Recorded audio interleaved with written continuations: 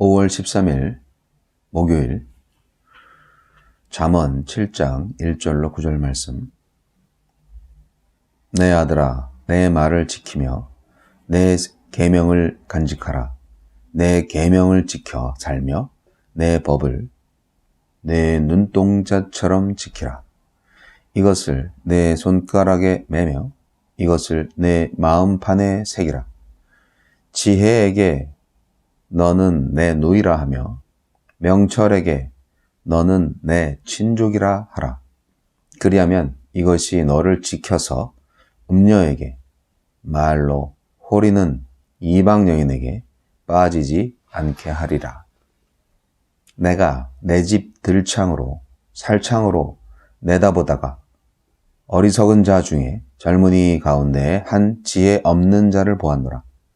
그가 거리를 지나 음녀의 골목 모퉁이로 가까이 하여 그의 집 쪽으로 가는데 저물 때, 황혼 때, 깊은 밤 흑암 중에라. 지혜의 말, 호리는 말. 아버지는 아들에게 음란한 말에 속지 않도록 말씀을 가까이 하고 지혜를 소중히 여기라고 당부합니다. 그리고 유혹에 빠져드는 한 젊은이의 이야기를 들려줍니다. 우리에게 주시는 교훈은 무엇입니까? 악하고 음란한 길로 이끄는 유혹은 말입니다. 말초신경을 자극하며 욕망을 부추기는 달콤한 말이고 몸과 마음을 모두 망가뜨리는 치명적인 독을 감춘 위선적인 말입니다. 어리석은 사람은 달콤함에 속아 그 말을 삼키고 인해 중독되고 맙니다. 말의 독이 온 삶에 퍼지면 인생의 생기가 사라집니다. 독버섯 같은 말을 구별하려면 지혜의 말씀을 가까이 하는 수밖에 없습니다. 지혜를 자기 눈동자처럼 소중히 여기고 말씀을 마음에 새기면 지혜를 연인이나 배우자처럼 사랑하고 말씀을 삶의 지표로 삼으면 속이는 말에 홀리지 않을 수 없습니다. 힘써 말씀을 묵상하고 삶의 모든 순간에 말씀이 심어준 지혜를 따릅시다. 그것이 살 길입니다. 지혜로운 아버지는 한 어리석은 젊은이가 남편이 있는 여자와 간음을 저지르고 결국 헤어날 수 없는 궁지에 빠지는 것을 모두 보았습니다. 본 것으로 그치지 않고 간음이 얼마나 어리석고 위험한 짓인지를 깨달았습니다. 이처럼 관찰과 사색을 통해서도 참된 지혜를 얻을 수 있습니다. 하나님의 말씀에 기초를 두고 하나님을 경외하는 마음을 견지한다면 주변과 세상 곳곳에서 일어나는 일들을 세심히 살펴보고 깊이 숙고하는 과정을 통해 참된 지혜를 발견할 수 있습니다. 요즘 보고 듣고 경험하는 일인 무엇입니까? 그냥 흘려보내지 말고 깊이 생각하면 삶을 살리는 생수 같은 지혜를 길어 올릴 수 있을 것입니다. 음란은 어둠을 틈타 활동하고 악은 으슥한 곳에서 활개칩니다. 그런데 한 젊은이가 어둠이 내려앉은 때에 큰 길을 벗어나 인적이 드문 골목으로 들어갔습니다. 그곳에 유혹이 기다릴 것을 몰랐어도 어리석은 행동이었겠지만 알고 갔더라도 스스로 파멸의 길로 들어선 셈이니 더욱 어리석은 선택이었습니다. 만약 그가 지혜로웠다면 그 밤에 나가지도 그 골목으로 들어서지도 않았을 것입니다. 어둡고 으슥한 곳을 멀리하고 그곳에서 일어나는 일들에 연루되지 않도록 주의하십시오. 별일 없을 거라고 괜찮을 거라고 생각하고 어둠으로 옮기는 그 몇 걸음 때문에 돌이킬 수 없는 죄와 위기에 빠질지도 모릅니다. 요즘 나를 끌어당기는 어둠은 무엇입니까? 아예 관심도 눈길도 주지 않는 것이 상책입니다. 주여, 지혜의 말씀을 사랑함으로 어둡고 음란한 유혹을 분별하고 물리칠 수 있게 하소서.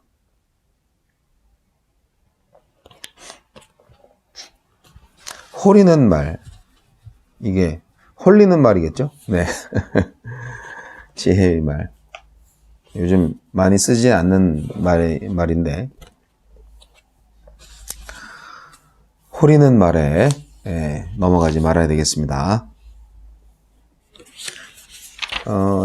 지혜와 유혹은 어쨌든 말이잖아요. 지혜도 말로 유혹도 말로 이루어지죠. 지혜를 사랑하라고 잠언 기자는 말하고 있습니다. 지혜에게 너는 내 누이라 하는 것은 성경적으로 보면 그 아가서에도 나오는 표현이죠. 내 누이, 내 사랑 뭐 이런 식으로. 여기서 내 누이라고 하는 것은 결국 애인에게 하는 호칭이나 마찬가지입니다. 그렇기 때문에 지혜를 애인으로 부르라는 얘기죠.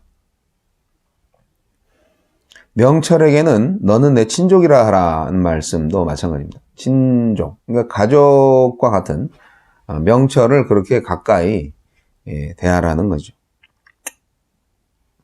그렇기 때문에 잠언서는 항상 내 아들아 하면서 지혜를 주시는 당사자가 어버이로서 그렇게 지혜를 전달하고 있음은 결국 대대로 전달될 수 있는 가족의 그런 교훈이 될 수 있는 것입니다. 간직하라 뭐 이런 말씀도 부모의 말이 계명이 되었던 고대 시대, 그리고 그 계명은 명령과도 같은 그런 모든 올바른 것의 총체적인 것이었기 때문에 그 계명을 간직하는 것은 마치 보물을 숨기고 비축한다는 뜻으로 받아들일 수 있습니다. 이것은 하나님이 이스라엘에게 주신 계명처럼 부모, 즉 지혜 선생의 말과 명령의 그 중요성과 권위를 부여한 것이나 마찬가지입니다. 모든 부모가 그들 부모로부터 받은 것을 다시 그들 자녀에게 전하며 가르치는 것 아니겠습니까? 그렇기 때문에 어찌 보면 이스라엘 백성들은 신명기 말씀을 그대로 지금까지 지키고 있다, 그렇게 해도 과언이 아닐 정도인데요. 들으라 하는 거죠. 예, 들으라.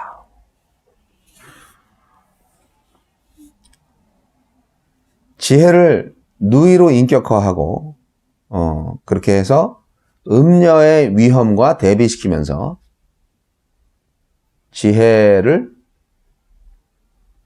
중요하게 반드시 지혜를 갖게끔 간직하게끔, 아까도 말씀드렸듯이 나의 누이는 나의 신부나 마찬가지입니다. 그렇기 때문에 고대 근동세계에서 사랑하는 연인을 부르는 호칭이 바로 이 누이라는 표현이기 때문에 지혜를 여성으로 인격화하는 그런 은유법을 사용하고 있는 오늘의 말씀.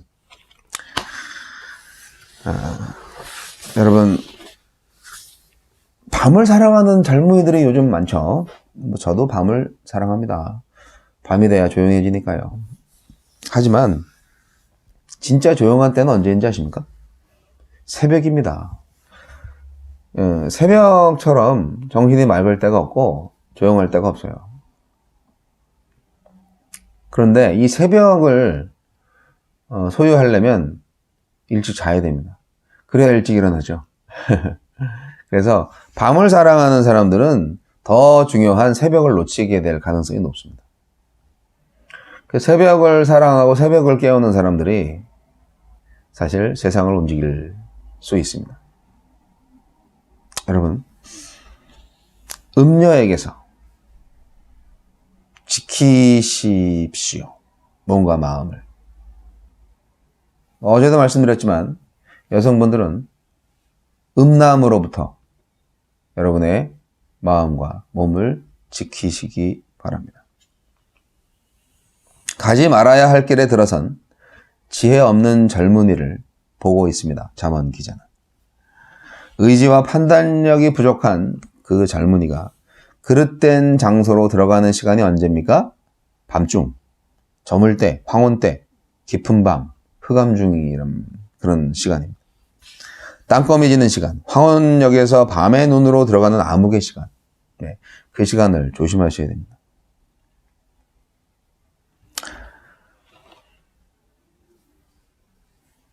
지혜 없는 젊은이는 그럴듯한 말에 그냥 헷가닥 넘어갑니다.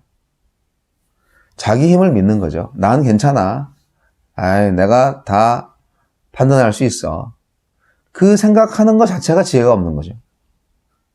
결국은 헛똑똑이가 돼서 지혜 없는 말에 속아 넘어가서 결국 죄에 빠집니다. 자기 욕망을 절제하는 법을 모르는 거예요. 이상은 높죠. 꿈 많은 젊은이죠. 어이없게도 음녀의 뒤를 따라갈 수밖에 없는 그 지혜 없는 젊은이. 남을 비판하는 정의로운 눈을 가질 수 있지만 자기 자신 하나 지키지 못한 채 환한 대낮에 선을 말하는 자가 밤중에는 은밀한 일을 자행할 수도 있는 것이 바로 지혜 없는 자의 현실입니다. 몸과 마음이 따로, 알고 있는 것과 사는 것이 따로, 지혜는 모두를 포괄합니다. 아니, 지식과 삶이 일치가 되어야 되고 또 몸과 마음이 일치가 되어 있는 것이 정상인데, 우리 그리스도인들의 삶이 우리 그리스도인들의 소위 말하는 믿음과 항상 따로 국밥이기 때문에 세상으로부터도 인정을 못 받고 하나님으로부터는 버림받을 그런 지경에 빠지는 것입니다. 여러분, 좀 더디더라도요, 시간이 걸리죠. 훈련도 필요하고요. 우리는 온몸으로 지혜로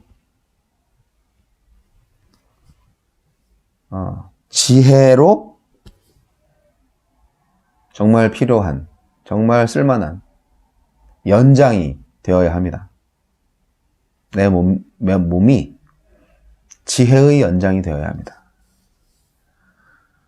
지혜가 없으면 젊음은 축복이 아니에요. 재앙입니다. 순수함이 아니라 바보 같은 순진함에 머무를 수 있어요. 그러면 이 몸과 마음, 이 젊음이라는 이 보배와 같은 이 황금 같은 시간, 죄만 짓고 더러움에 빠지는 참 부끄러운 그러한 인생으로, 후회스러운 삶으로 채울 수밖에 없는 그런 거라면 아싸리 젊음이 아닌 것이 나을 수도 있습니다. 사랑하는 성도 여러분, 지혜를 사랑하십시오. 어두움을 조심하십시오. 지혜를 누이 삼으시기 바랍니다. 애인 삼으시기 바랍니다. 명철을 친족 삼으시기 바랍니다. 어두움으로 가지 마세요.